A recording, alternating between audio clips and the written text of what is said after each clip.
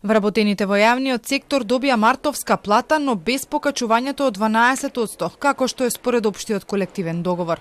Пресметан им е само повисокиот минималец, поради ова некои најавиле дека ќе тужат. Од ССМ појаснуваат дека поради тоа што владата до крајот на 2024 не стави потпис на општиот колективен договор, вработените од март треба да добиваат за 12% повисока плата. До крајот на 2024 година не се потпиша согласноста со која владата и ССМ требаше да ги договорат коефициентите. Поради тоа, ова не е направено. Автоматски платата на вработените во јавниот сектор треба да се пресмета според растот на просечната и според формулата таа треба да биде зголемена за 12%.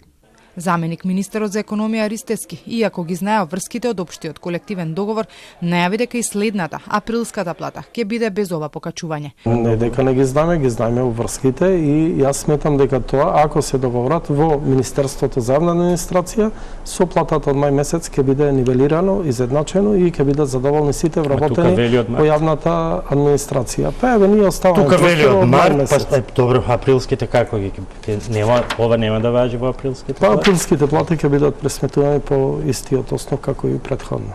Мислам со нас големување од минималната плата. Од друга страна пак вработените во пазарниот, трудовиот инспекторат и Министерството за економија се уште немаат добиено платата за март. Нема информација ниту дали ќе им легне за Великден. Според информациите кои ги добиле вработените, се работело за технички проблем кој настанал со преземањето на двата инспекторати од Министерството за економија и труд. Токму пазарниот инспекторат е оној од кој периодов се бара да направи стотици контроли на територијата на државата. Освен проверки по маркетите дали ја почитуваат мерката за ограничените маржи, екипи одат и во контрола по гостителски објекти.